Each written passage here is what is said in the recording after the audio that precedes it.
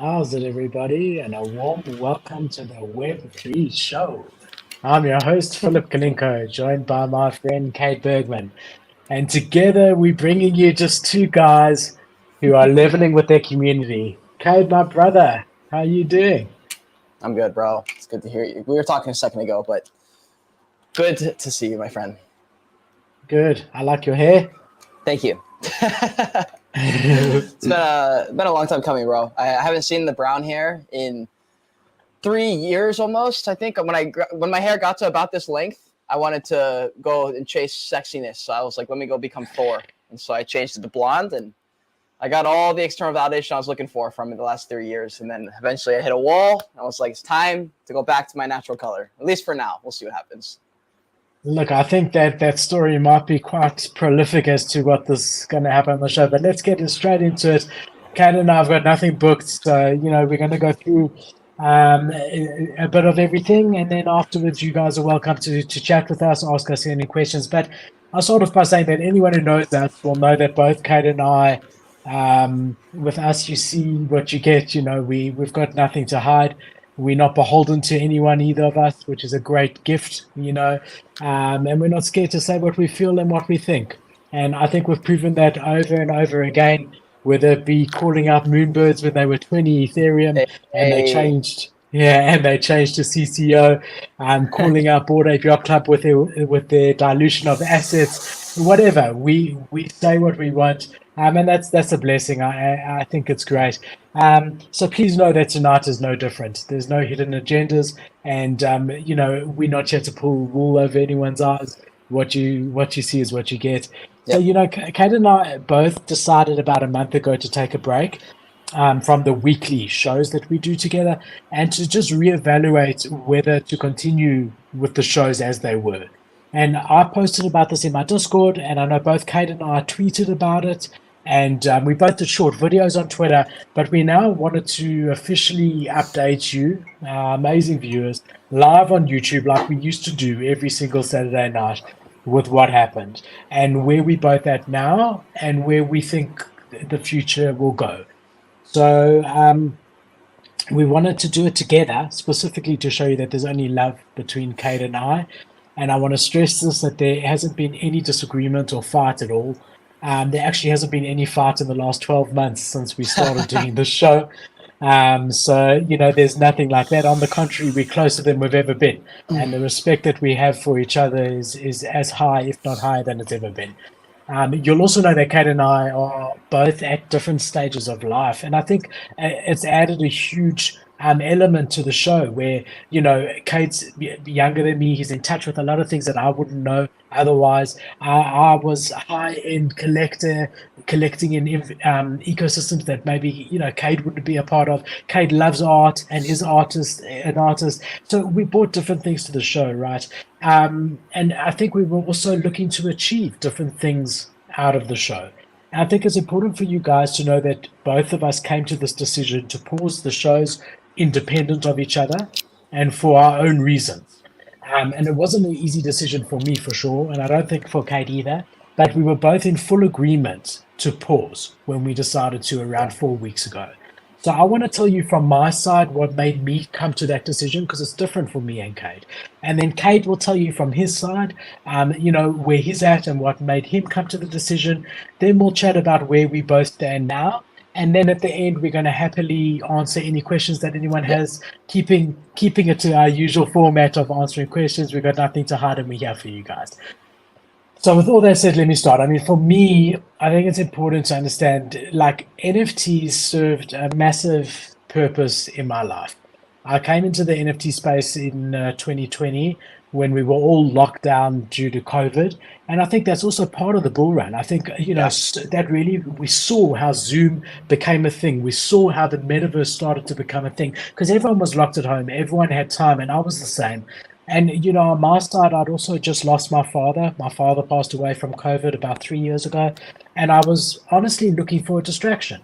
And what I found was the NFT space with very real connections with very real people in very real communities in the discords that I was a part of. And from my first mint, I was completely hooked, and I loved the space, and I loved NFTs, and I loved everyone around. I've always been a collector, as anyone who knows me knows, of physical stuff. I've always loved technology, and I've always loved people. And here was a mixture of all of those things. I found all of those things in NFTs, and it was love at first sight. Um, so for me, this has always been about the passion of it, just doing something that I love doing. It was never ever about money for me. I did make money off flips. I lost money on some flips, but even though it was awesome when I did make money flipping, I intentionally have never monetized my audience in any way. I've never dropped an NFT collection. I've never asked for a cent from anyone in the space to be a part of my community or my Discord. Anyone who joined got whitelist spots. There was never anything paid for because it was never really about money for me. It was about the passion. Here was a space that I found that gave me what I needed when I was in a bit of a dark space. Um, and so this was me giving back. And the YouTube channel for me, my YouTube channel, was just an extension of that. It was purely a passion project, a hobby, if you like, but something that I loved doing. I used to be a holder of every single major NFT collection at the same time, simultaneously. I'm not going to rattle them off, but I spent my time in those discords, and I naturally knew what was going on with each of those projects. Because I was a holder and I had a vested interest, and to do a show and talk about that was easy, but as life came back to normal, and the restrictions of COVID were lifted and business was back, and I started going out again and seeing people again and taking the kids on outings again, I slowly started losing touch with all the different NFT projects. And so doing the weekly shows was a huge commitment for me because I was having to research things that I knew naturally, and it became more of a chore for me than a passion, which is not what I wanted. This is a hobby for me. This is a passion project. So when it becomes more of a chore than a passion, that's when I thought, this for me is not where I wanted it to be.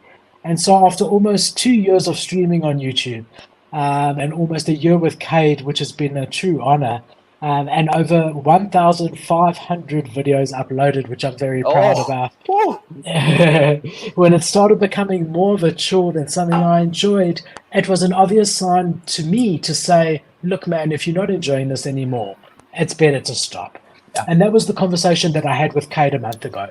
I was basically saying to him, look, this has become a chore for me and not a passion. And he was like, bro, I feel he's got his own reasons and he's going to tell you. But he was like, I'm so happy you said something because I've been feeling that I need to broach this with you too. I just want to say, like, I still believe in my core, and I really do, that Web3 is the future, right? I think it will become normal that when you go to a concert, your concert ticket will be an NFT. I think membership to any exclusive clubs is going to be an NFT. I think any financial transaction, whether on a crypto exchange or with your bank, will eventually be on the blockchain.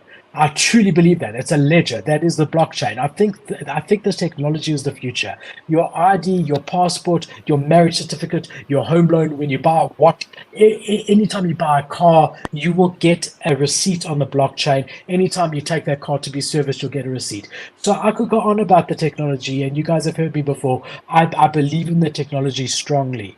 And I still do. I'm going to miss chatting to Cade every week. I'm going to miss our regular viewers, and the guys that come in the banter. But if that passion comes back, I will start the show again from my side, regardless of where Kate's at, without hesitation. Um, which is the heading of this video. You know, it's not goodbye, it's farewell, meaning that I'm not writing anything off forever, but for now, it's definitely become more of a chore than a passion, and that's not okay for me. So yeah, I didn't want to force myself to continue something when I knew that I wasn't enjoying it anymore. And that's how I came to where we are now. So, Kat, I want to hand it over to you, my brother, and you can tell us from your side. Well, bro, thank you for sharing that. Yeah, man, it was kind of weird how we had the same exact thoughts at the same exact time. It probably shows how in sync we kind of were. Like for the most part, we kind of, I don't know. I had a great time streaming with you as well. I don't think I can't imagine it'd be the last, just because it would make sense for me to strike up old partnerships that didn't go sour anyways. You know, it might as well when the markets come back. There's no if a market comes back. There will be a market that comes back. I don't know what it'll look like. I think for me, I had gone through a pretty crazy life change, which I'm still not sure how I want to go about saying it publicly online, because I still live here, and there's some physical safety measures I have to take and not say things online. Just certain people are here, so I can't go into all the details of what happened. But some crazy life things happened. If you ever saw the movie Get Out, the horror movie, it's like a really creepy movie where it involves like supernatural, weird, dark things happening, and it's like a witch hunt type of feel and like a paranoia hunt kind of thing. I kind of lived that life for a few weeks. Just things I would never thought would have ever happened to me. I largely stay out of the drama, and to find my own life in a bit of a pickle like that was pretty terrifying. And so I've never been in a life-threatening type of situation like that where I was genuinely scared for a while. And so that rattled me to my core, to a place I've never been to. And I'll skip some of the details here because I feel like I wouldn't be able to do the story justice unless I went all the way into it, and I would need to have all the details laid out for that story. But long story short, I came to Jesus literally, and was brought all the way down to my knees, and forced to reconcile some things that I had not reconciled in the past from like 15 years ago. And it all kind of happened all at the same time. And that was around the same time where I was already thinking, man, like the last like 6-8 months has been this like conglomeration of me trying to, it felt like, bring back something to life. And like we had that bull run, obviously. I was still, a lot of my strategies still worked in the bear market. I felt myself forcing too many things, and it felt like I was getting too far away from where the Joy Ages started. And like the whole thing with the Joy Ages is a spiritual journey of self-discovery. It's a leap of faith. Is a quest to nowhere. And I found myself worshiping just myself. And I started, I was watching all this content, and these people that I was starting to vibe with more, a little bit, like a lot more conservative than it was liberal. And I was starting to look at the world and be like, man, we're kind of going down a bad, dark path. And it's because a bunch of people are worshiping themselves and doing whatever they want, whenever they want. And it's getting worse and worse and worse and worse. And it kind of forced me to come to terms with some of the things I had been thinking about, and some of the truths I had been spreading, and the thoughts that I had been spreading. And I noticed that it was a lot of me, I. How can I win? How can I do this? How can I become the best? And I was like, yo, that's not so good. I don't like that, actually. And I looked at some of my content, and it looked like, to me, when I looked at it objectively, I was the only one winning. A lot of my content, if any of the content was paid, it felt like I was the only one winning. Felt like there was no one gaining anything from that video other than my paycheck, kind of thing. And I was like, well, listen, I love content. I'm here to stay forever. Like I tried to take a hiatus from content. I don't know if y'all saw, and I failed miserably. I couldn't stop because I love making content. I just was like, this ain't it, Chief. This ain't not it. I don't know how to make it happen, but I can't keep doing all this stuff full time, spending 12 hours of my life trying to make this all happen, and also give myself the time to actually figure out what I want to do and take a step back. So almost in the same way, I had like the symbolic gesture of leaving and getting in my car and driving away. It was sort of the same as when I pulled away from the 12 hours of sitting on Twitter, trying to find videos like Extract, trying to figure out a way to get paid for this video, figure out a way to get sponsored for this. And I was like, let me just take a step back. I'm going to be here forever. A month away is not going to destroy me. It's actually necessary, and it would be foolish not to take a break. It was just so hard in this echo room of Web3 where you're like, if you leave in the bear market, you're not gonna make it. It's like all these things, and I'm like, I get that. I do get that. But like there's a slight line here, right? And like just because you stay doesn't mean you're a good person. Just because you stay doesn't mean you're doing good things. There are a lot of people who stayed in Web3 who are doing great things. There's a lot of people who are staying in Web3 who are doing horrible things that could do with a break. And I was like, I'm about to turn into that guy who needs a break. And if not, then like I'm the only one who's gonna win. And then I'm so stubborn that I'm still gonna get there, and it's not gonna be the way I want. And I have to pull back here. My ego has literally become the size of a building. I just couldn't help it. And so when that whole Jesus thing happened, I just got humbled to a place I've never even been humbled to before. Because every other come to Jesus moment was induced by drugs. It was induced by extreme circumstances. And this thing kind of came and was already coming before this whole life thing happened. And yeah, so yeah, to make a long story short, these things all happened at the same time. And it was, in my head, I'm like, bro, it couldn't have been anything other than a divine smack in the face, like, yo, listen to yourself. Like, what are you doing? Just stop. Just pull back for a second. Just pull back. It's fine. And so I reached out to Philip, and literally that same day he was like, bro, same. And we were like, great, we're on the same page. Let's take a break. Let's take a step back. And yeah, I don't think it's the end. I think when the market comes back, I will want to stream with friends. And who knows if it'll be a reoccurring weekly stream, monthly stream, quarterly stream, whatever. Or if it's just like, yo, we're streaming on Tuesday at 10 o'clock. Do you want to pop in for a couple hours and let's just chat about life and talk about whatever? And I'm down. Yeah, man, I think that's, for me, the biggest thing here is that, for me, is that I love you. And love you, bro. I'm sad. I'm sad AF right now, bro. I'm not gonna lie. This was like really nostalgic, and I'm like sad a little bit, but yeah, I care about you, and I've told you before, I see a lot of myself in you at that stage, and I know that good things are coming. I saw that you said on the day that we paused a month ago, you said the Joyage is on pause on Twitter, and I specifically wrote and I said, absolutely not. This is the Joyage. This is part of it. And I saw that you saw that and saw the June. And I would hate to think that this is the end. Our relationship has always been on YouTube Live. Yeah, sure. I mean, I don't think the viewers really get this, but Kayda and I have had one off-stream meeting. There's only been once, and that was a month ago when we spoke about pausing the show. Other than that, we meet when you see us. Yes, sometimes we stay a little bit afterwards and discuss a few things, but we've been streaming for 2.5, 3 hours, so we literally spend a couple of minutes just chatting. But that's it. That's the extent of it. What you see is what you get. Even for tonight, we met 3 minutes before the show and said, look, I'll give my side, you give your side. It's supposed to be 10. Kate's always late. But I mean, we've developed something beautiful that I think the people who watch us often know. And I want to continue that in some vein. So what that means is, checking in with each other live like this, whenever you feel ready, and just seeing how you're doing. Where the hell are you? What have you been up to? Feel free to ask me whatever you want. And I'm here, and we do it live. I'm obviously always here privately also. If you ever want to reach out, I know you will. But I'll tell you one thing that struck me, a few things about you. The first thing is that in the very beginning, it was like, look, we got very different audiences. Is this going to work for me? Yeah. I was typically targeting the high-end Yuga guys, CloneX, the big blue chip whales, because that's who my friends were, and that's the project I was investing in, and you were completely on the opposite spectrum of that.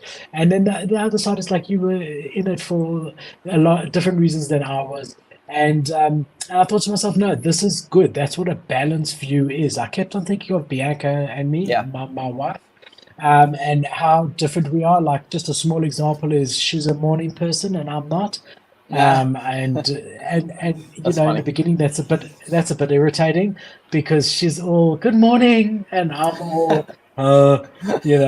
but then when you have children, you realize that you guys complement each other because the children get the best of both worlds. They've got a happy parent at any time of the night.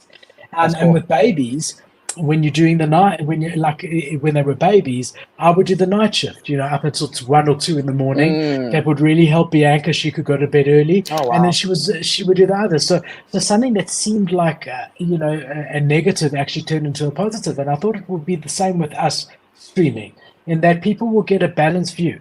Yes, they'll hear my side of it from my perspective, but what fun is that if there's not someone who's coming from a completely different perspective, who's willing to speak their mind? And you were exactly that. There was at no time any fear or favor, which I love about you. You called out any project you wanted to. You didn't give a fuck, and I take my hat off to you. But the other thing that I really see in myself and take my hat off to you for is your work ethic. When I commit to something, I do it full on, and that's it. And you are exactly the same. You were here every single week without fail, no bullshit. If there was once that you were going to VCon or were going to NFT NYC, you let me know weeks in advance. And your punctuality and commitment and work ethic was something that I admire and that I see myself in.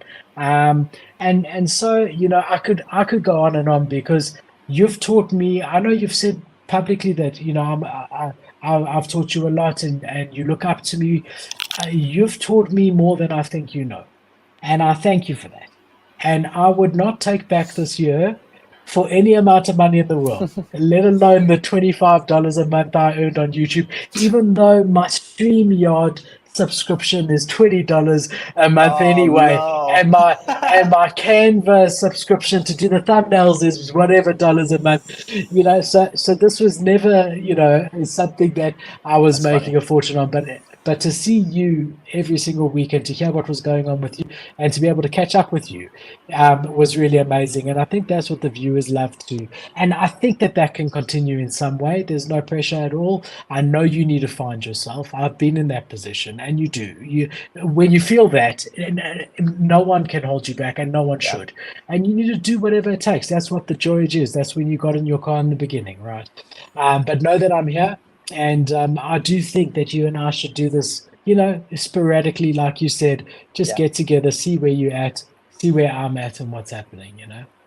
Yeah, bro. I think the dynamic was crazy perfect. Man, I just like wish it wasn't a bear market because like it was so good. The dynamic was amazing. You're right. It was like a collector versus or art collector versus like asset collector, basically, or like brand, like someone focused on brand and collecting versus someone who's like, no, this is also an investment. I just didn't see that. So like that dynamic was hilarious because everything that like I would say you had the devil's advocate version and everything I had the same for you. So I thought the show was amazing.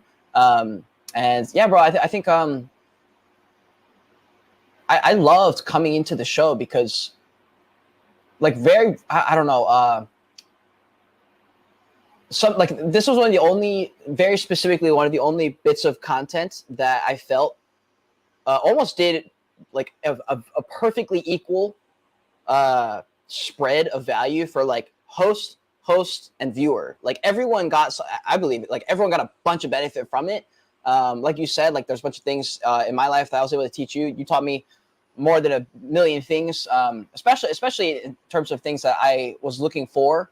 A lot of like my dad and certain men I look up to, you included, are men that have the certain values that I want to be able to portray as I get older. And I think when you're a younger man or a younger woman, you probably look at older people and you lose a little bit of hope when you see examples of people you don't want to be like, or degeneracy, and you're looking for something that's stable and something that you're like, man, what would happen if I didn't corrupt myself by the time I have kids or by the time I have whatever. And you're like a stark example. I was like, what happens if you don't lose your youthful like demeanor, and you have a good head, you have a strong attitude towards things, you work through stuff, you take big chances. Like what if someone who has kids at that age also has that? What does that even look like? And to like meet every week with you was literally a blessing because it kept me stable. I feel like it kept me very stable because I was on a rocket ship to who knows where, and without someone to like give me a little bit of direction, I think I could have spiraled pretty bad. So yeah, dude, I just want so thank you for that, and I feel like the show was amazing. You're so gracious with doing all the work that it made my life easy, and it made it like genuinely a pleasure to show up every week, even though I probably should have been showing up slightly earlier. I found myself showing up during the countdown a lot of times. But you're right, like the entire the whole relationship was online, I guess. It's kind of weird to say that. And I never really understood that when I would watch like YouTube shows, because they'd be like, guys, you don't realize like we have lives, but like we put it all on the show too. So they're like, sometimes people are like, yo, you should have these conversations behind closed doors, but like we just had it on camera. Like that's just like, it's just hard to like understand that unless you're doing a show like that. And you're right. It was like we met every single week. Like that's why it's hard to like meet, because we met for like 3 hours and we like did the whole entire thing. We're like mentally exhausted. By the time like the next week comes, we're like barely ready to make it for the next one. And I know for you, probably even more so, because you have to prepare for the whole show.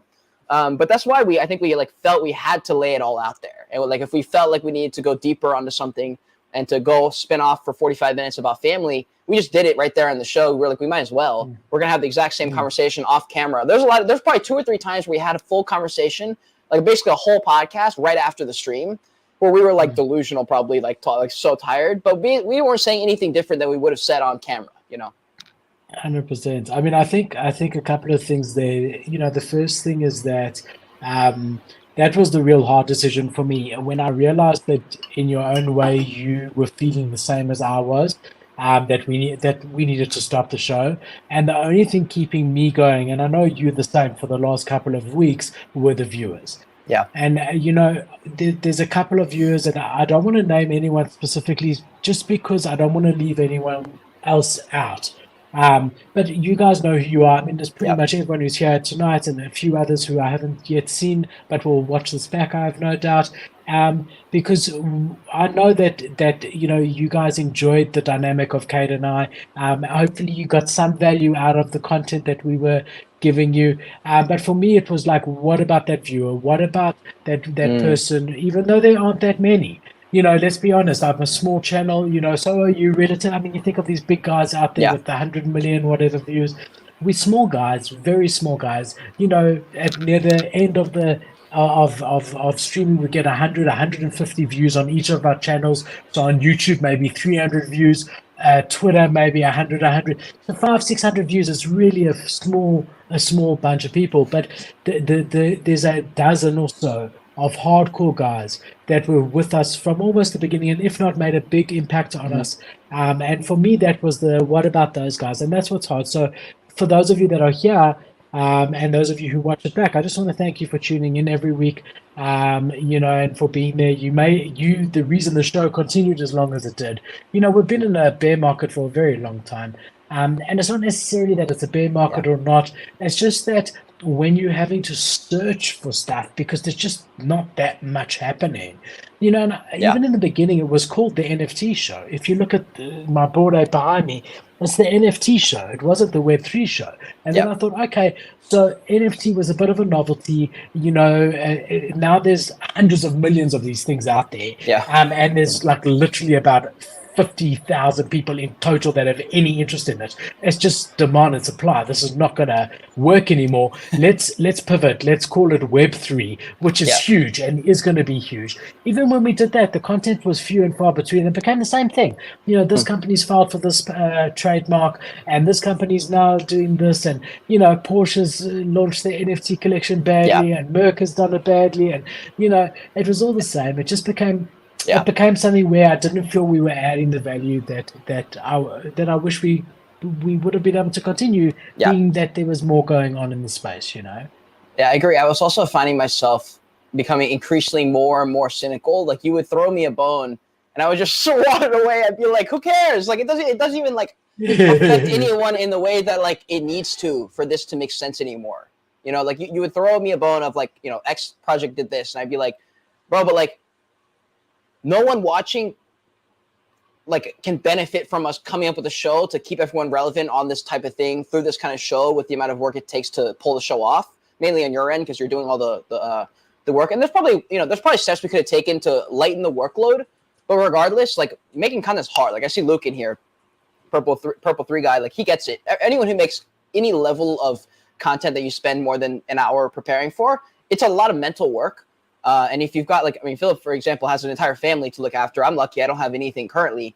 So my life's significantly less heavy and demanding, and he's got like external commitments that he literally has to do. Otherwise, like his family can't, be a family and stuff. Like for me, if something doesn't get done, I'll just do it tomorrow for the most part. But I did find myself getting increasingly more cynical. That's when I began to question like, how much of this am I keeping alive because of just like principle versus like, let me just look at reality of the situation, and things are supposed to change. And like, just because I had a thought that might happen a few months ago doesn't mean it's like fact and it's like objective fact, especially after this past like month of what had happened. I got a whirlwind of things that I had been thinking that were just wrong. Like a lot of the conclusions I had been living my life based on were slight variations of the truth. And especially as I started like, reading the Bible a little bit, I started to notice that like when there's a truth, like the second a lie gets introduced to a truth, it's like a clear cup of water and you drop one bit of blood or something, it's tainted now. It just is tainted. And so it's not a truth anymore. It's kind of the truth, which makes it not fully the truth. And I remember there was a few things that I had come to terms with as like a truth in my life that were induced by like drugs, like mind altering drugs. Like I don't even know why in my head. I guess when you're taking some of these drugs, like for example, DMT, it's called the God molecule because it gives you so much DMT in your brain that you've literally convinced yourself you are the whole universe, which makes zero sense. You're not the entire, you didn't create the universe. Like, that's not what happens. You did not create the universe, and you're not, there are some levels of like, planes of consciousness and stuff, but like, bro, so like, anyways, especially like if you worship just yourself, you get into this crazy world of like, I can't even, anyways, there's a bunch of things I realized I needed to rethink.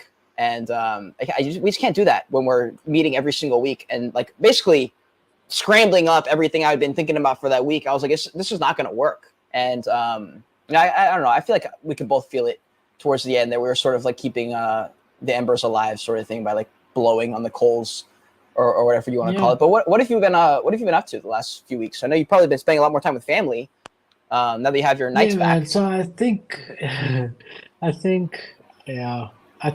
that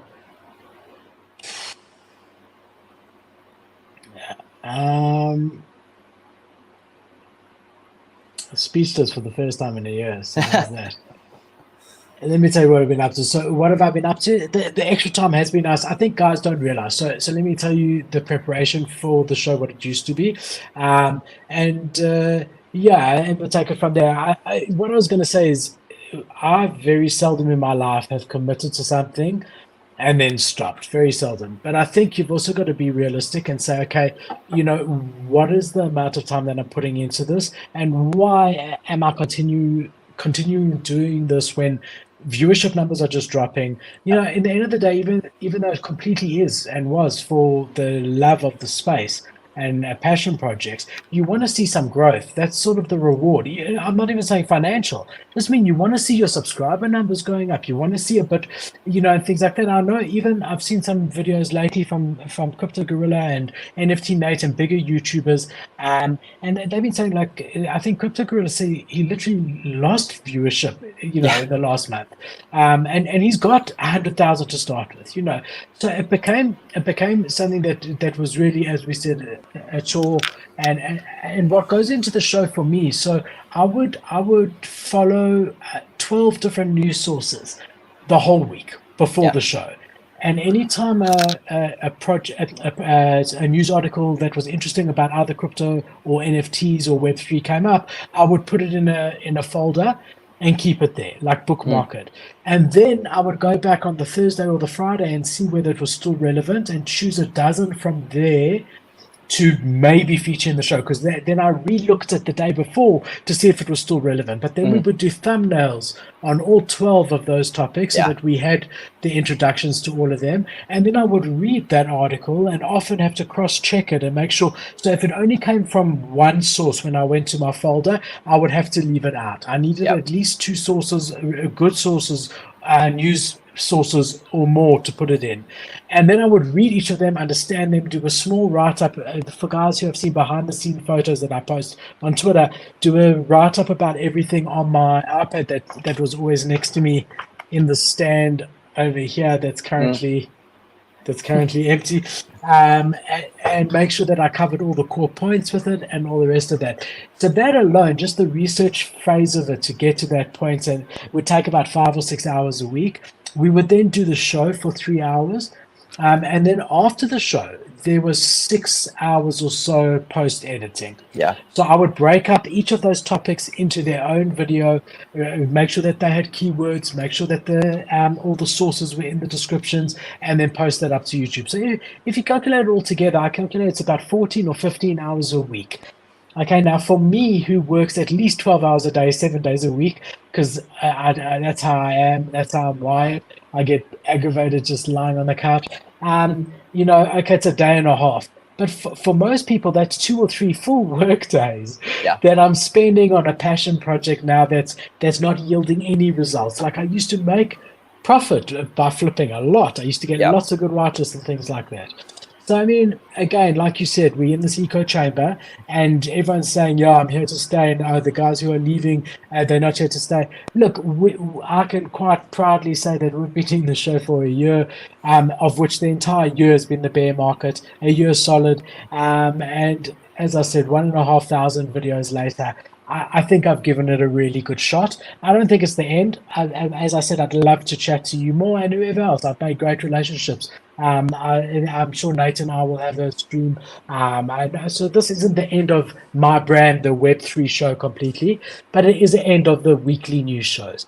What have I been up to with that extra time? I've putting a lot of that time into Perkel, into my main business, which has really, really seen its marketing being pushed up because Yeah. I've been focused on that, which is good. And we've seen real results from it. We've picked up a couple of really good new clients because I'm now solely focused on that, which is good and important.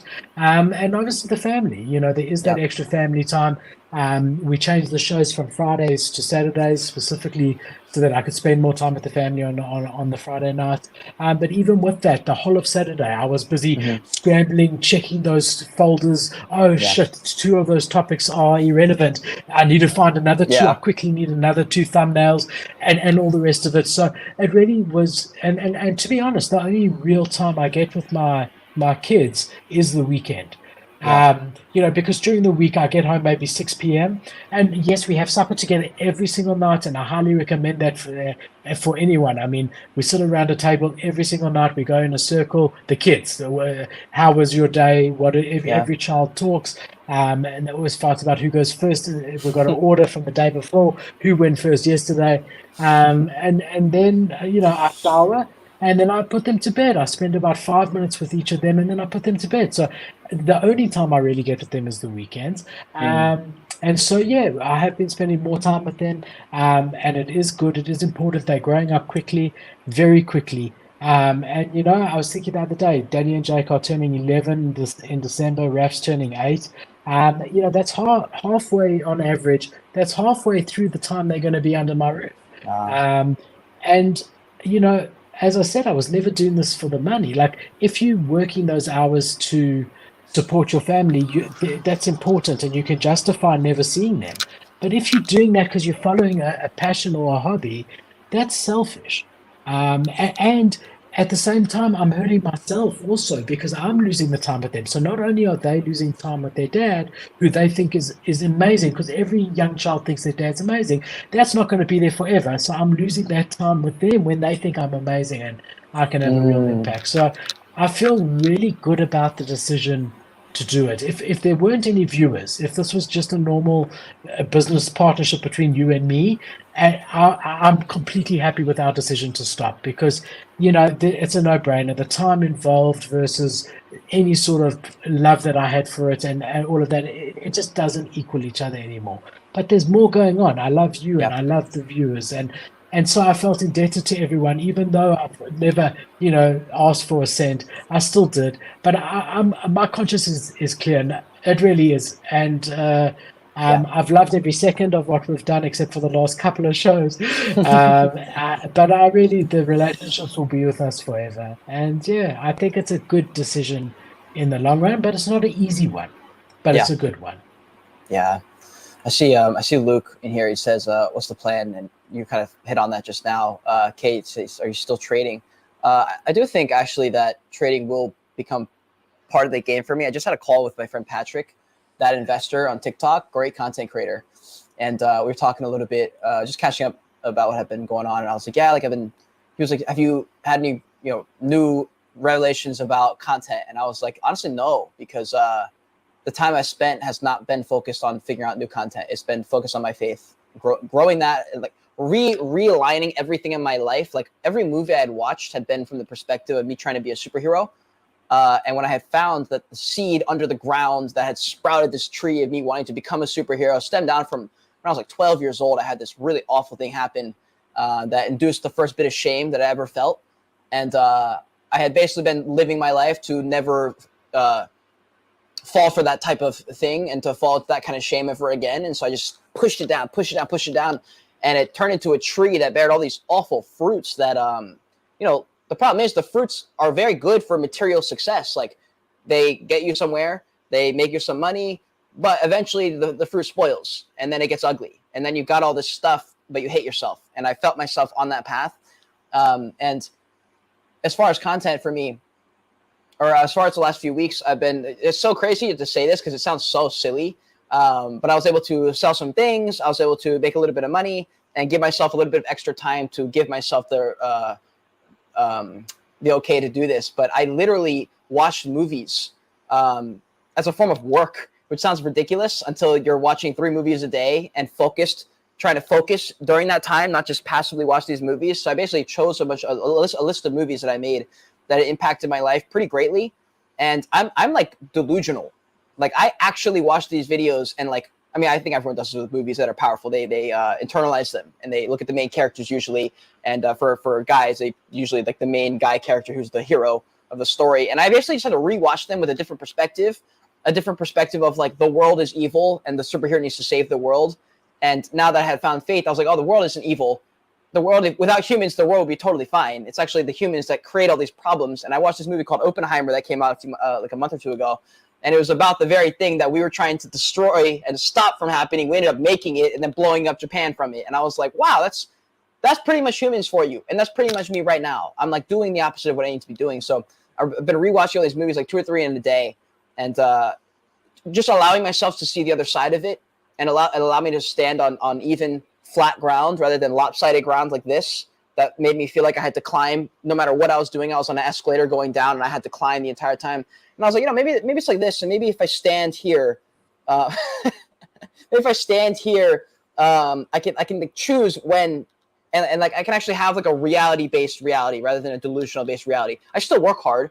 I don't think all it goes out the window just because I found Jesus and I'm like, oh, Jesus will do everything now. That's not the case. I don't think that's at all what happens. But I spent that time doing that, and I know that I don't think it's just I don't think it's an accident that I learned all the skills to succeed and then was pulled back to be like, all right, you did not get rich from those on purpose, because if you did, you never would have come back. So I'm actually very grateful now that I didn't go and blow up and get all this money and get all these subscribers based on what I had been doing, because that would have sucked. Now I would have been way down the line before I had ever come back to reality. So now I'm like, okay, I have the skills. I know how to make money online. I know how to do content. I know how to do these things. I understand marketing. But hopefully now I can operate from a little bit of a more of a graceful dream than just me wanting to buy a Bored Ape. Like it's got to be something a little bit better than that. And I'm happy because nothing wrong with wanting to buy a Bored Ape. You're right. Yeah, but now I think I can find content for that. Yeah, exactly. No, I'm joking with you. I'm hoping I can just at least make content now, and I think that extra space on my head and a little bit of freedom and space in my head will give me whatever I need to do to figure out what I want to do for content. I don't know what that looks like yet, because that's the next part of the plan, is once I've realigned my brain a little bit, I'm like, okay, now I can move forward here and stand on even ground and then figure out what I do with content. I think trading will be part of it. I don't think I learned all the things to do with trading just for me to drop it immediately. I know the market will come back. I think it makes sense from a content angle, because there's a lot of things I can do with an audience that wants to do better and make money. I think there's a lot of lessons I learned from making a good bit of money to be like, okay, now I have all these lessons and I'm going to still be in an industry that predicates over money over everything. Maybe I can instill some good graciousness into this content. And for the people who are just trading to make money because they think this will make them happy and these things, I can offer a different perspective while talking about some of the things that they want. It's kind of like Andrew Tate. If Andrew Tate had some slightly better things also to add into his brand, not just make a bunch of money so that you can have beautiful women and Lambos, you know?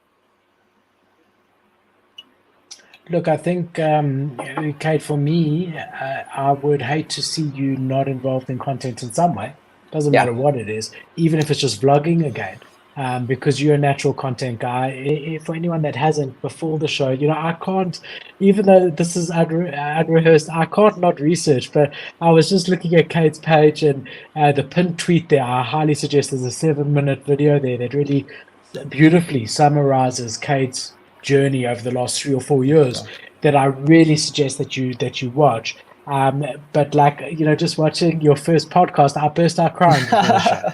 I did, because you've come so far from there, and there was nothing wrong with that. But it took a lot of guts to do that, and you've achieved a hang of a lot against a lot of odds. I know that hasn't yet materialized into the Bored Ape or the Lambo or whatever you want to call it, and maybe it doesn't, and maybe that's not your path, and maybe that's not what you end up wanting.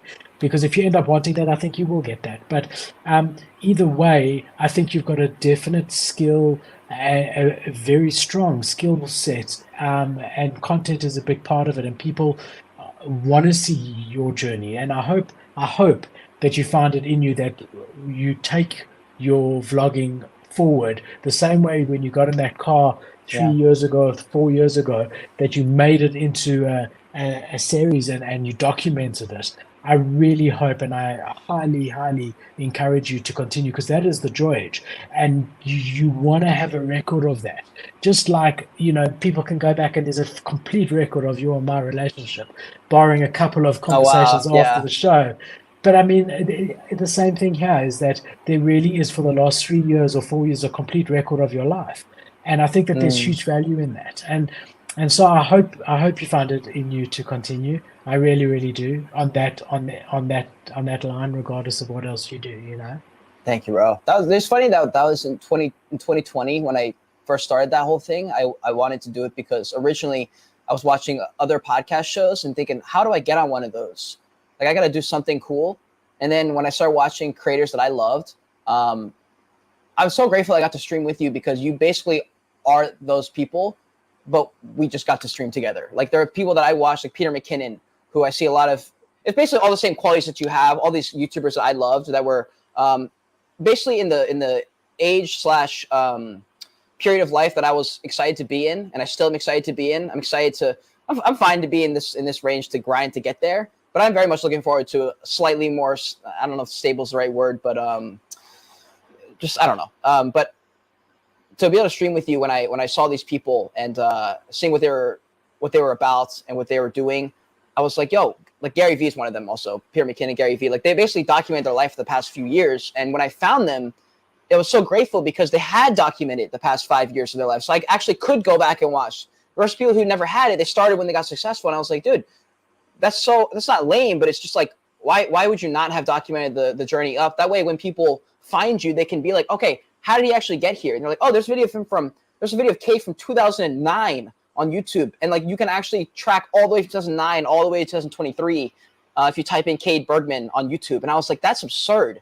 And like, that's exactly what I wanted. So in 2020, when I started the real journey, and I was like, this is it. This is the Joy Age. And to the podcast, I was like, this would be cool because one day I can look back, and one day I'll hire an editor to go back on my first few podcasts and get the clips. And so I'm grateful that you actually brought that to my attention and the audience attention just now. And I'm glad that we have this show also to go back and go. Maybe at some point we'll. I think this would be a funny show if I go back to the first podcast and either me or get an editor to like pick out about like 10 clips or something and have us react to them on a show. I think that'd be pretty funny. Do it. I'm around. I'm keen to do it anytime. I'm really happy that you found a higher meaning. I've been God fearing for a very, very long time, believing in a higher power. And it's given me a lot of strength. I've obviously had my ups and downs with that, right? At times where I believe more than others. But I also don't want you to have too much of a negative perspective on human beings. Yeah. God created each and every one of us with a good and a bad inclination for a reason. Yeah.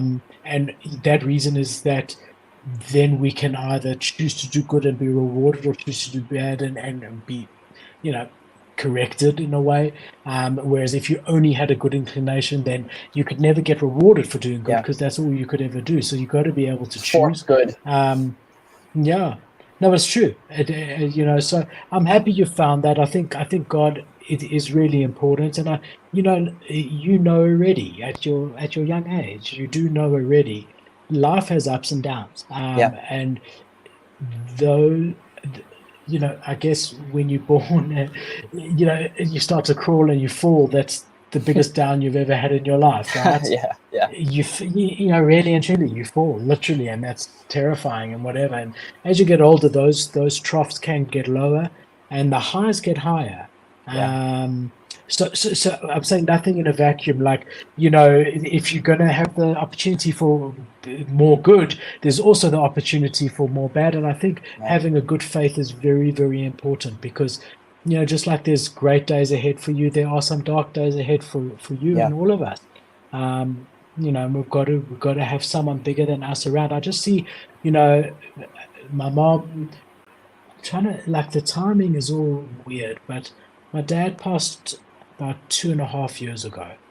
February, yeah, exactly 2.5 years ago, February of 21. Mm. And my mom and dad were incredibly close, and my dad did a hang of a lot for my mom, as I think, in any relationship, like I was saying with Bianca and I, with the morning person versus night person, you sort of delegate responsibilities. So, it doesn't matter who does what. Yeah. The girl can work and the guy can look after the kids. It really makes no difference.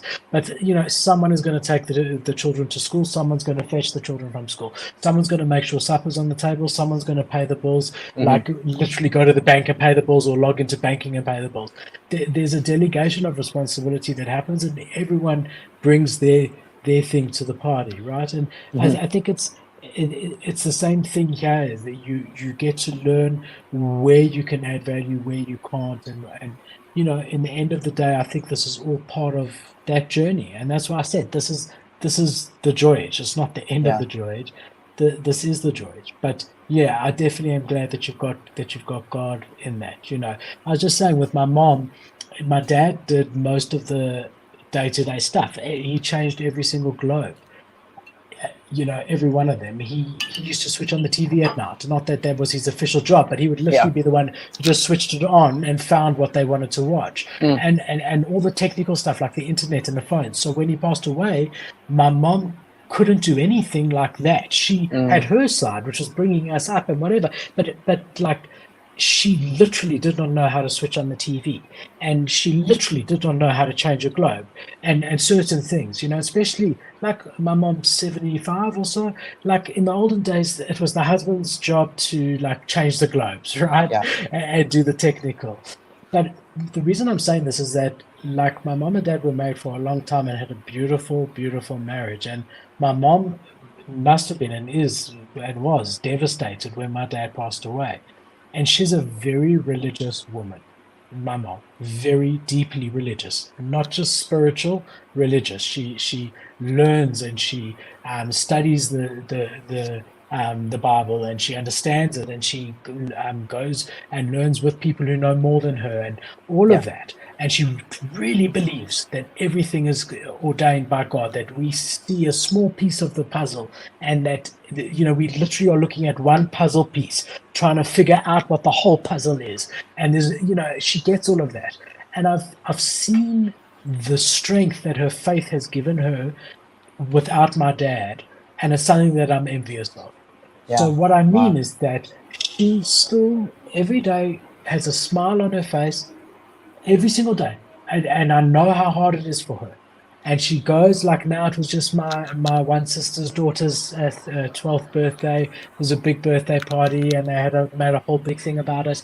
And she came, like, as she would with my dad, and it can't be easy for her. And she gives a speech like she usually would. She goes back to that same house where they lived for so many years, and she goes to bed alone every night, but wakes up every morning. And the thing that gets her through, and she'll tell you this, is faith. So Yeah. I think there's huge value in developing a faith and having it because, it's to her benefit that she believes that this is all meant to be. She's got such strength as a result Yeah. of it that whether it's freaking true or not, who actually cares? To get that level of strength is just incredible. So yeah, I mean that's what I wanted to say That's beautiful. about And I would that. agree. Like, you watch these cartoons of like back in the day of the angel and the devil, and each one's whispering in your ear, and then you're in the head, your soul, your brain, the part of you thinking has to decide. Um, and I wish I had known. Well, I guess I don't wish I had known. I think the timing of everything that's divine is perfecter than I could ever be. It's funny how when you look back at your life, you're pretty much on a long enough time scale okay with just about everything that happened because you're like, well, it got me to here. It's basically the general consensus people are arriving to, especially at the end of your life. You're on your deathbed. You're like, well, I guess that's whatever. That's just kind of what happened. I guess nice. There's nothing else to say at the end. And for me, I've always had a weird perception of death, and I couldn't explain to anyone because like every time I explained it, they would just didn't really know what to say, and I'd always just have like a sense of like really nice peace. Like I've done the thing, it's good, it's over, like finished, like complete, check. And I've always had that perspective on death in general, whether or not it was cut early in people's minds or not. I've always thought that, and I've also never dealt with death yet, and so I thought I was just naive to it. And then when I did become a little bit more spiritual and religious, I was like, wait a second. To a spiritual person who believes this world is temporary and their life, their spirit is eternal, it truly is a temporary world that we die at 100 and that's fine. But our life, if our spirit is eternal and you're a godly man or woman, then you have nothing but good, amazing heaven, a life with pure good and pure love awaiting you. And if you willingly say no to that, then you're going to get exactly what you want in your eternal life as well. You're going to get a world without that. And the earth is the part where you have a choice between the two. And your spiritual life, when this world is over, is the part where you doors close. Like you're in heaven, that's sorry, or you're in hell, and sorry. And I think that being able to draw from spirit, the spirit of God inside of you, for me, is Jesus, because he saved me. And within 24 hours, I was able to literally kick out 9 out of 10 of my demons within 24 hours. And it's no way it was from me, because I have tried to get rid of those awful addictions over and over and over and over and over and over and over again. And they fail every time, because I'm putting myself against myself as if there's two of me inside, and there's not. There's one of me, and there's an angel on one side and a demon on one side. There's good and there's evil, and there's just one of me. There's no version. And I remember after taking all these drugs, I found myself talking as if I was two. I would say like, we do this. Like when I think about talking to myself, I would say we. And I'm like, bro, you have a demon on top of your head right now, and he's telling you something, and you're agreeing with him. You're basically Gollum from Lord of the Rings. There's no difference between the two. You're just not saying it out loud. And I was like, that's terrifying, because that's true. And when you draw from something that's stronger, which is God, who's the one who created evil, so that you could choose, so that you could have the ability to choose, so you're not in a forced situation where there's no good or evil, there's just one. It's amazing. And then when you realize that power will always and has always, like demons literally can't stand up to God, because they're like, bro, that's the king right there. I can't. Like in every depiction on every movie and show, even the demons have nothing to. They can't do anything. They're like, crap. Even in the shows like Lucifer, they literally can't not bow down to him. They're like, bro, you're the one who created us. And like, dude, it's been a crazy turn of events, because I'm like, wow, if society thought like this, it would just run a little bit smoother, and people wouldn't be so angry at everything and turning to other people to save everything, when like every time we do that, we fall deeper into the pit until eventually we're like, bro, I need a divine intervention here. And it was so funny, because I was rewatching Narnia, and at the end, when they have like this big battle, which is supposed to represent like the end of like the Revelation, like the big battle of good versus evil at the end, Aslan comes back, the big lion, to save everyone and destroy the enemy, kind of thing. And I was like, wow, if you didn't specifically believe in Aslan, specifically, not like Aslan 2.0, not Alzan, Aslan only, you wouldn't have been saved because he is the only one who could have breathed life back into you when you died or turned into stone. And he's the only one that could have killed the witch because he was the only person or the only character, not a single other character in the whole movie could have defeated the witch except for him. And so the man tried, the warriors tried, every single one of them failed until Aslan specifically came and saved them. So in my head, I'm like, yo, that's true, because if this religion, like, it can't be all religion. It can't be like this whole, anyone can do whatever they want. I'm like, bro, that's not how anything works. You can't just say physics works like this because I want it to. If physics works one way and it only works one way, it works like this. And you don't have to like it or find other things, but like, no, dude, physics pretty much works like this. And like math is all like 1 plus 1 is 2. No matter how many times or angles you look at it, 1 plus 1 is 2.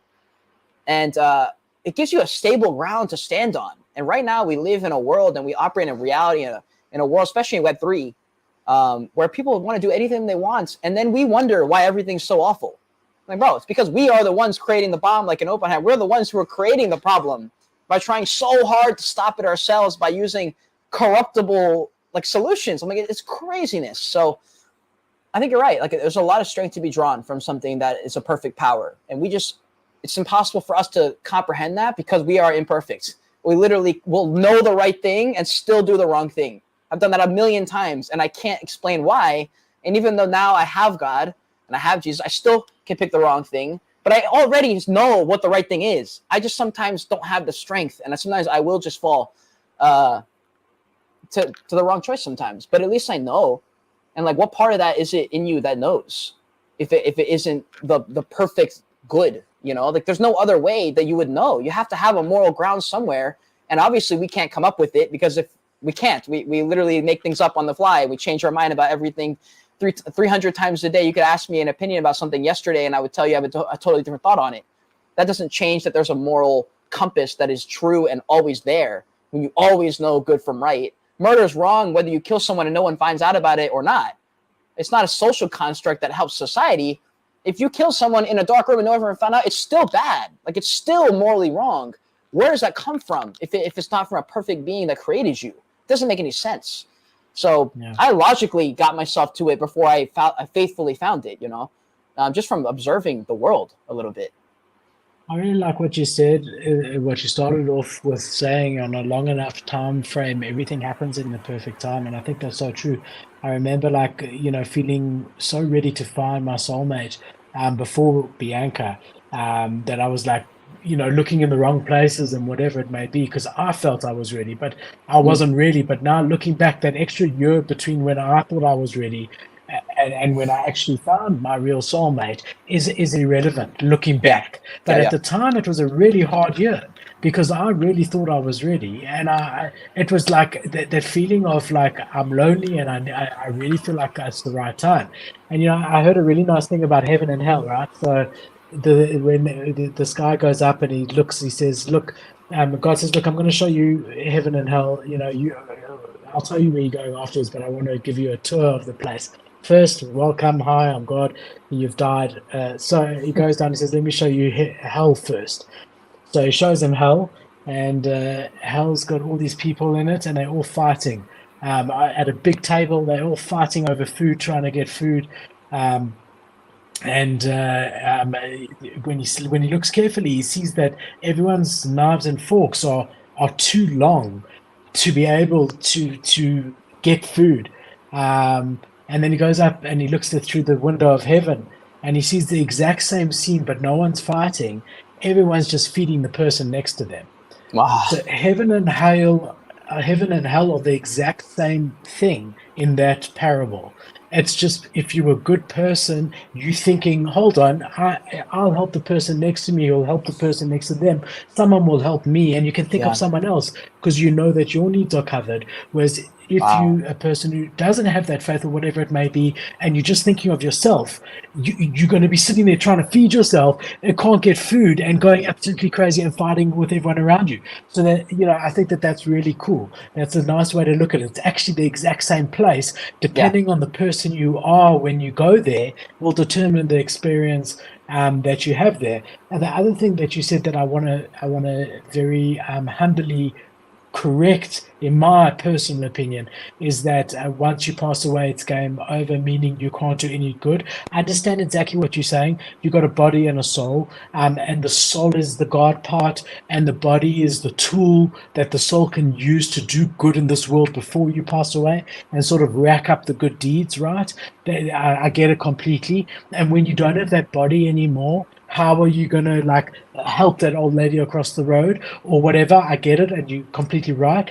But what I believe quite strongly, and what I still do for my dad, is that I think every time I do a good deed as his son, his soul gets elevated slightly.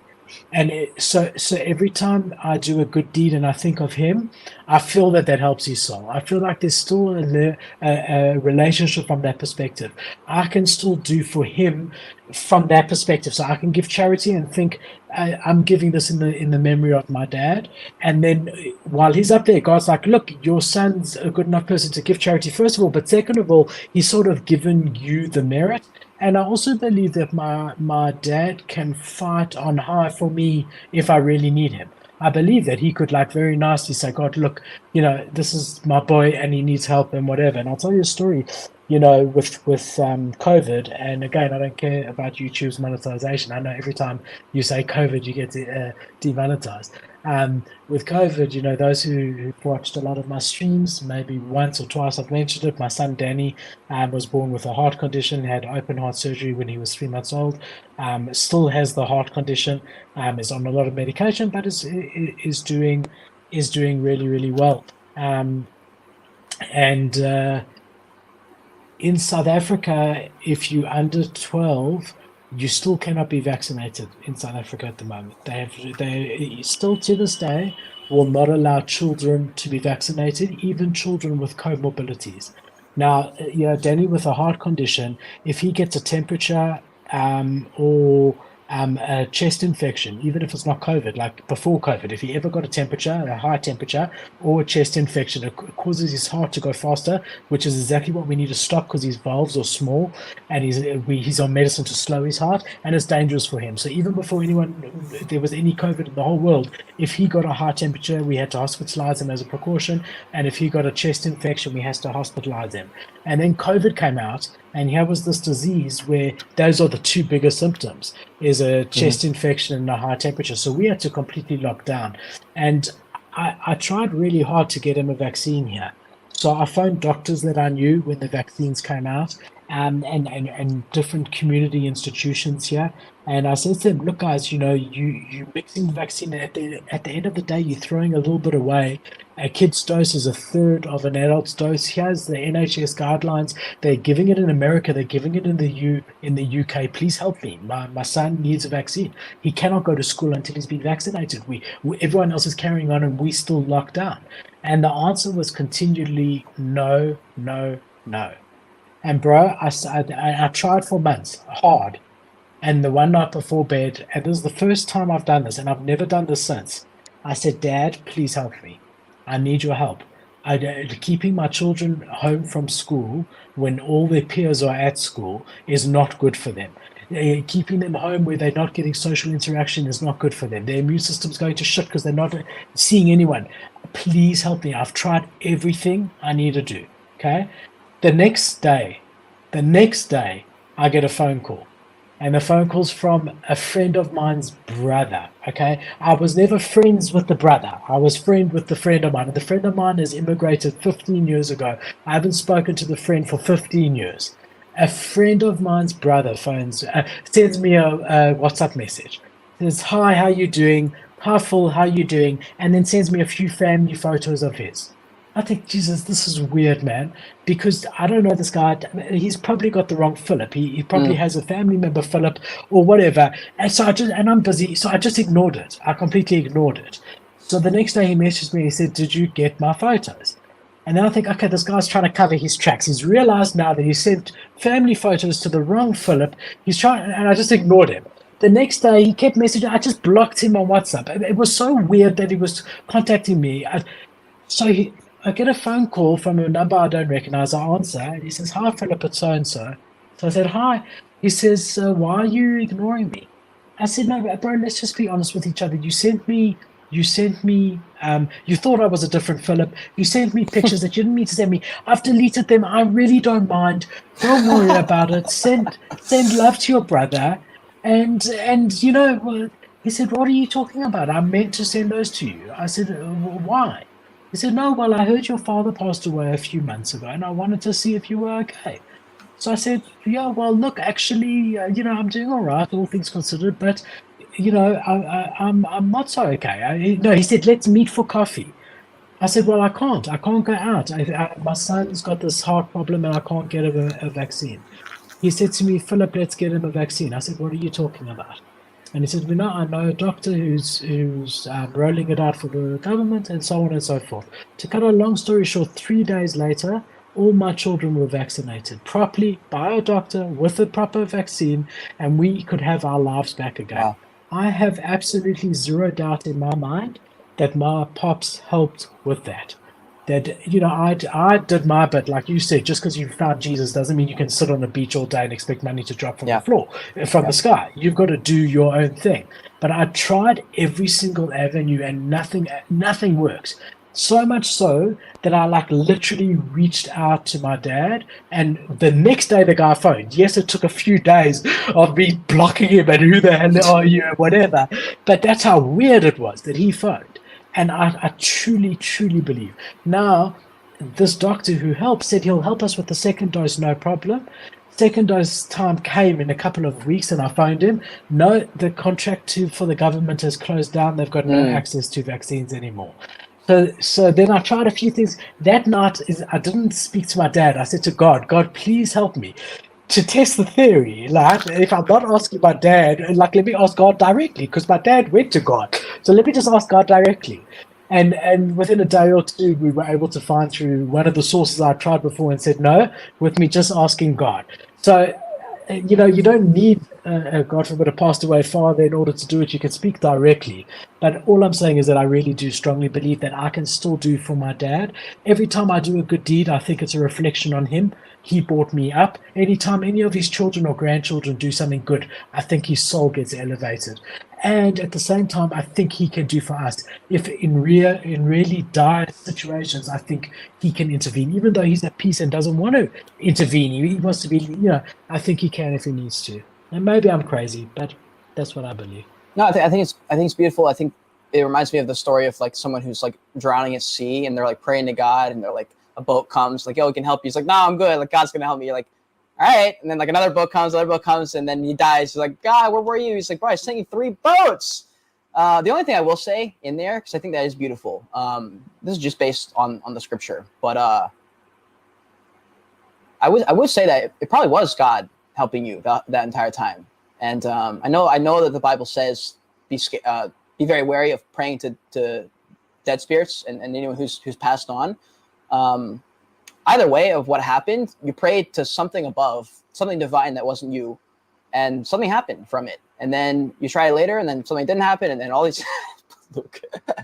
But I will say, I think the main message there is God saying, "Yo, rely on me, not on yourself to fix this." I mean, you're gonna have to rely on yourself in some way to make it happen, but the divine intervention, I think, is the main pullaway I got from it, at least. And who knows about? I mean, I'm not dead, so I have no idea about people who have passed on and how all that works.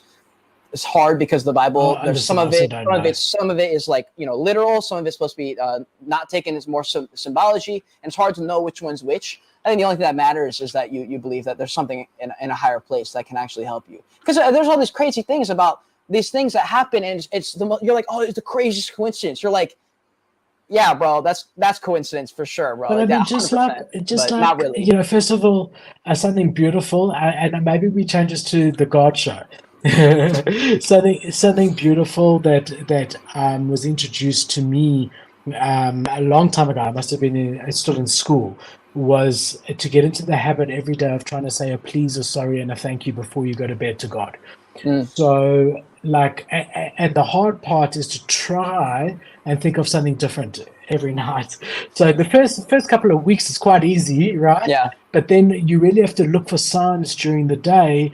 Like, for example, if you see a beggar, a homeless man, thank you for giving me a home. Then if you see someone without legs, oh, geez, Yeah. thanks for giving me legs. Then that makes you think, okay, the Yeah, next night, yeah. thanks for giving me arms, thanks for giving me eyes, thanks for that gets you a week or two. But a please, a sorry, and a thank you. And I think it's really important because it's sort of acknowledging what you have, what you still think you need because you might need it or not, and be appreciative. Thank you for what has been given to me, right? So I do think it's important to say that I do speak and have spoken a lot directly to God. Also important to say I didn't try to speak to God the first time around. I went straight to my dad. I don't know why. Okay, so that's another thing. Other thing is that obviously different religions are different, but I know in my Bible we say in the name of Abraham, Isaac, and often so we pray. You do pray in the name of spirits, and you the same. I mean, you praying in the name of Jesus to God, right? You could also speak direct to God, which is exactly the same thing, So can I say? I think it's okay in all, but I don't want to talk about other religions. But I know my religion, it is sort of okay. But it's weird that I never thought, to ask. I think I don't know. I just felt my dad loves Danny so much, and could I don't know, maybe Well, so, I just mean, put in a good it's word. just that God he just is the all encompassing of love.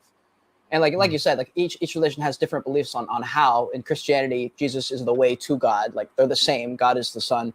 Jesus is God is the Father. Jesus is the Son. He's the door to get to God. So that's why Christians always pray to Jesus, and everyone's got their way that they do it. But I think it does help that like when people think, because a lot of people are like, why bother believing in God if these things happen? You're like, well, like, dude, all you're doing when you glorify God, and people are like, oh, like the glory of God, that sounds so cheesy and so silly. I'm like, no. There's just an evil side of you, and there's a good side of you. The good side is God because He is all that is good. The evil side is the devil, which is all that is bad. He was always bad. He was born bad. He is everything. He is bad. God is good. He's everything good. So when you're choosing to do the good thing, you are already glorifying God. It's the same. It's already the same thing. I think we sometimes dive too deep into it. Like there was a quote I saw on Twitter like literally 2 weeks ago, I think.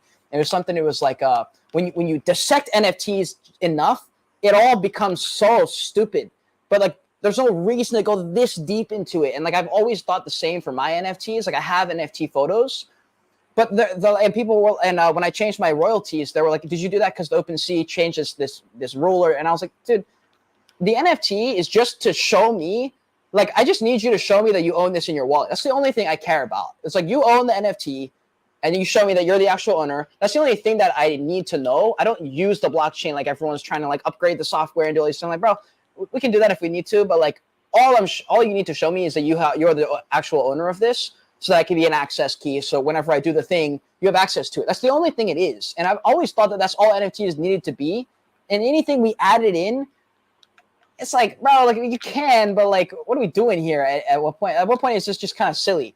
And then we get into this world of kind of what NFTs became, and then they never really evolved. We kind of devolved, went too deep, and then we never like pulled anything out of it that was good. That's why I think like with DeGods and Utes, like I have no idea what their future is going to be. I see they keep rolling things out and all these things, but I think at the core, the Frank's trying to get people to believe. He's like, bro, this is just like a community of people that like are doing these things, and we're trying to like push the envelope. Like the brand is pushing the envelope.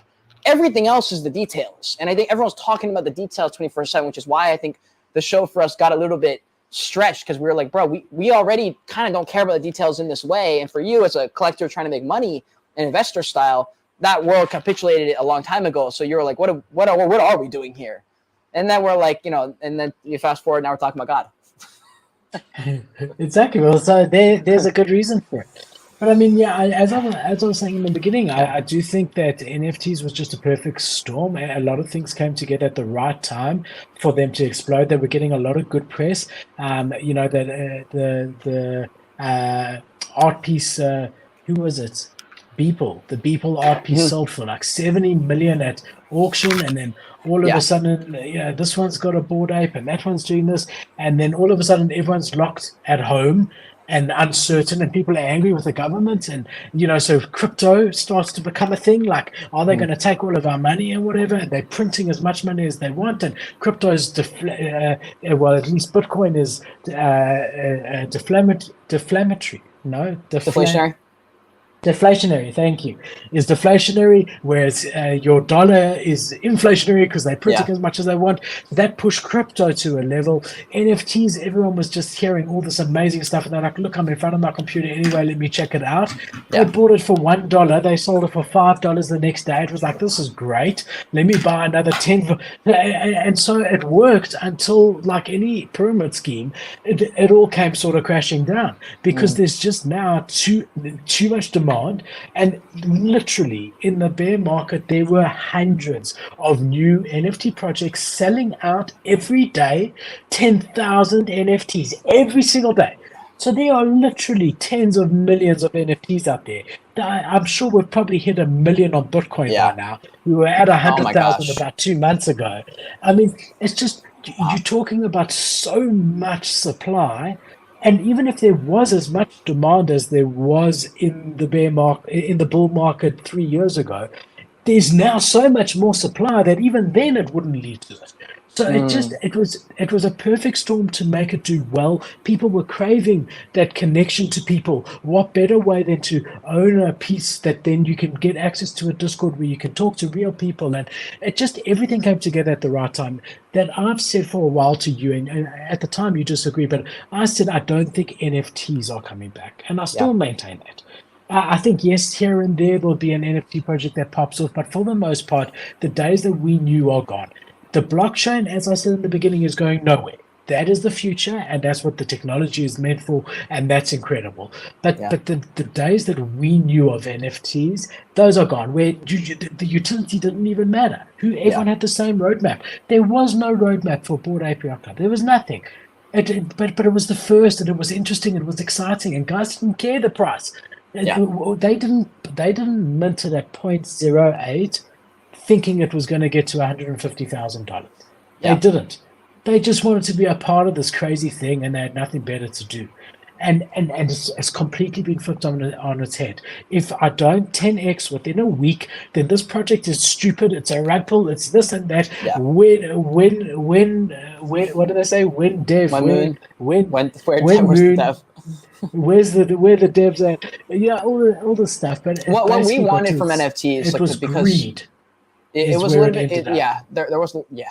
It did. You're right. That's pretty much spot on. The only thing I was going to say is that I guess in my head when I was fighting for that side of the argument, I wanted to maintain that the brands would do slightly better. The problem is, even if they do, we're in a greed world. This world is tied inherently to grief. Like, I think NFTs could come back in a meme coin fashion. In the same way, meme coins will moon just as soon as the market comes back. Meme coins blow up again. They just do. Like Dogecoin will be along the coins that pump. It just will happen. I think in that same respect, NFT communities may pop up in the same way that meme coins do. And I thought that when that happened, the NFT projects that were doing it right would also pump, and they might. The thing is, they're still going to be looked at. Like, I think for a long time, I wanted NFTs to be like my NFTs, where they were just a token to show access, and that would be like the goal would be to hold it because there would be some type of net benefit for everyone for being a holder. But now I'm seeing that there's no world where that happens unless the project itself has an unlimited supply of money that they can just give people. Because otherwise, why would you hold the asset? And why would you hold an asset that goes to 150K unless it happened that one time where people didn't have anything to draw back on and be like, maybe this, we're not sure what's going to happen, but now we do. Now we know that it capitulated. So now that people are, it's not going to happen the way that it happened in 2021. I still think things could happen, but as far as like me thinking that in the metaverse, people are going to roll around with DeGod specifically, I think that I can let that dream go because what will probably happen, I think what may happen instead is that we do get the avatars. We do get some of the clubs and stuff. I just don't think they're going to be tied in the way that NFTs tied it. I think that dream works without the greed part. But the second the money part gets introduced in that way where you can only make money by selling the asset, I think it makes sense now why crypto makes better sense, even though NFTs are more fun. The second they get into the same game, though, crypto has to win because crypto is emotionless. You sell, I don't care about Cardano, I just sell it. It's up, sell. up, sell, 8 coins, sell. But my Bored Ape, I'm like, I don't want to sell that anymore. And like that's where it just doesn't work in the way I thought it might evolve into. And I think there's something that could happen as far as like digital avatar communities, but I don't know if they'll be started from an NFT community. I think there's no way for it to. I think it would only make sense if you're already in a community of something that exists already, like Harry Potter has their Harry Potter fandom worlds and like anime kingdom stuff things that they do. I don't know what it'll look like though, but I think you were right there. So I'll I guess No. Philip was right, guys. Look, I might still be wrong. I might still be wrong. Listen, I saw the way that 2021 NFTs. I think you're right there. Yeah, no, those days I think are gone. I have thought that for a while. I publicly said it for a while, but someone did say when we said we were pausing. I can't remember if it was in my Discord or on Twitter. They said, "Oh, the bottom must be in." Yeah. You know, like if Philip, the guy never gives up, is giving up, and like I'm not giving up. In the end of the day.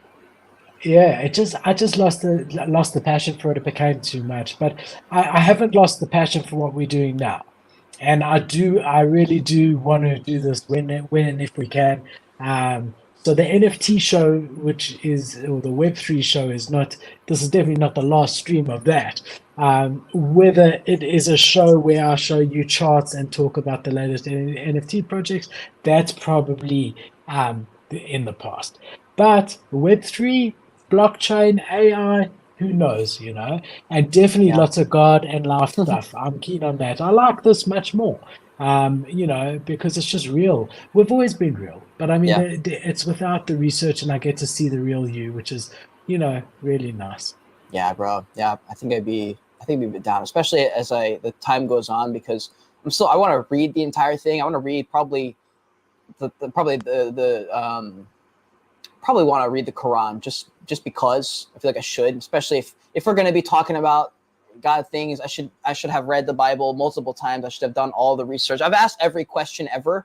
Anytime I get a question that could be like, oh, maybe God isn't real, I've went and literally did like a PhD level of research on like every question I've ever had about anything, because I want to see if I'm delusional, and I want to see, because I'm like, bro, I'll change. Like I know there's a higher power, but like I'm every conclusion I've come to has always led me to Christianity, but I'm always looking to like defend it, because if something is truth, then like the truth will come out eventually.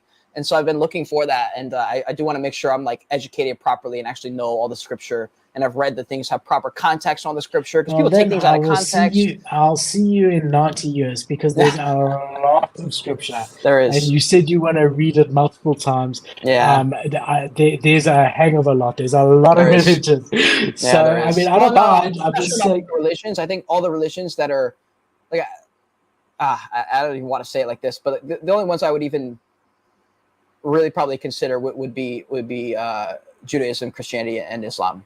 The rest of them, bro, like Buddhism is got to be just a way of life. There's literally 3 million gods in Hinduism. I'm like, 3 million gods. Anyways, but Judaism, you can from the day you're born to the day you die, start reading, and you'll never get through absolutely everything.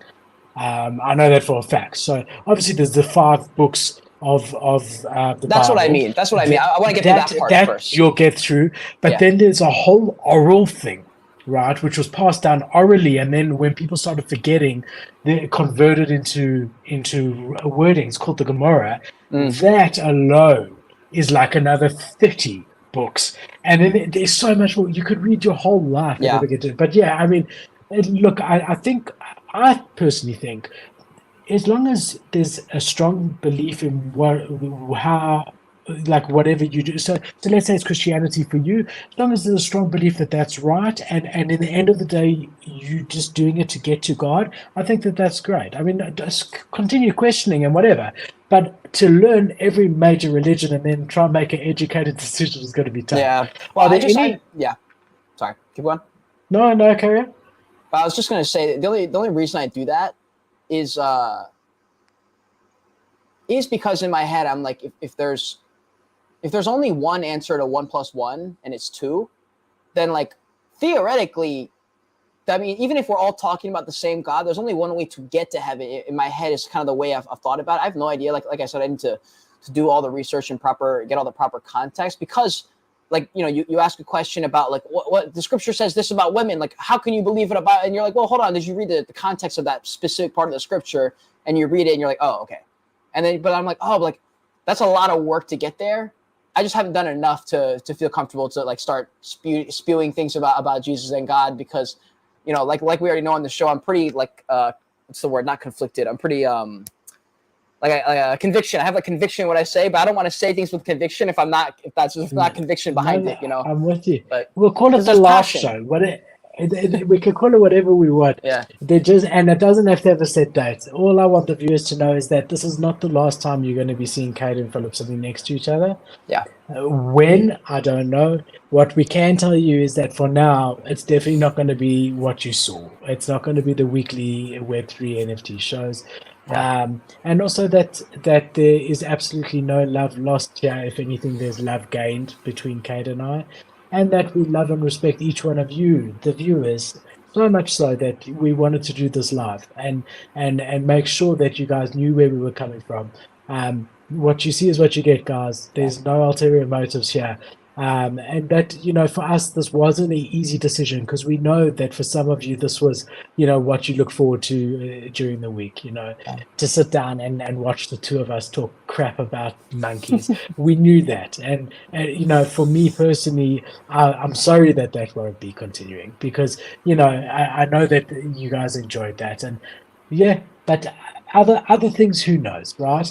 But what good has come out of it? Relationships, and that's what really matters in this world. Yeah. A real relationships. And to think that day when I minted, okay, I still don't know which side I'm on, bro. When I minted a wolf from Wolf Club, to think that day that I would walk away with a friend like Cade, and a friend like Luke, and a friend like Crypto Dreams, and a friend like Nate, and a friend like Kosher, and a friend like, I could go on, and Morland, and a friend like Chris, and a friend like all the guys who worked for the Web3 show. That I just to think that I could walk away with real relationships with people that know me for me is just incredible. Now, and that wasn't my outright intention to begin with. But I do feel like if that's all I gained from this, and it's not all I gained, I learned skills that I would never have known before, how to stream and technology stuff, and but even if that was all I gained from this, I'm glad I did it. So there's not an ounce of regret in me whatsoever for doing the show and for continuing like we did it, Yeah. Shout out to everyone who watched. Yeah, bro. Yeah, shout out to everyone who watched. That was fun. This is dope. Yeah, there's no point in putting goodbye words here anyway, because we'll be back. I mean, obviously, specifically me, like I'm not sure how much content you will be doing, if any, but I'll still be making content. I can't help it. I get excited about stuff, and the only way to share it in our world is online. Your thing is content, my brother. Yeah, so I'm still there. But I've got as you know, I've got a lot going on outside of that. But again, I'm deeply appreciative to NFTs for being there when they were for me and for what it gave me at the time. And again, it kept me busy. I mean, I was a community manager in 4 projects simultaneously at the peak of it. And it kept me busy, and that's what I needed. I wanted to be distracted. I didn't want to be, wallowing and whatever. And it did that for me. So yeah, man. I mean, it's been an honor. It's been a true pleasure, Cade, to work with you. And I look forward to the next time we sit down together on our YouTubes. Again, I mean, we're starting this one. I'm not even streaming anywhere else. It's just YouTube for the first time. Every other time it used to be streamed to Spaces. I'm seeing here. It's Twitter and YouTube is Twitter video. So Twitter video, yeah. So no Spaces, no Facebook, no LinkedIn, no Twitch, no Twitter Spaces. We said, yeah. So this was just, it is what it is. I wanted to come to you on the channel that we built, both of us, because it's going to Cade's YouTube and my YouTube. Is it going to your Twitter video also? Yeah, Twitter video. I have Instagram, but that's just to tell people to come to YouTube. It's just on my phone. It's just like YouTube stream. And then Twitter video stream and then my YouTube. 100%. So for everyone who messaged me, and I'm sure Kate, you had the same, but for everyone who messaged me privately and publicly in comments and whatever, this is for you guys. You know, thank you for caring. Thank you for being there. You wanted to know why and what's happening and when and how. I hope we've answered all your questions. Love you guys very, Love you very guys. much. Yeah, and remember, be kind to each other, and we will see you again. This is not goodbye. This is farewell. Cheers, guys. Bye.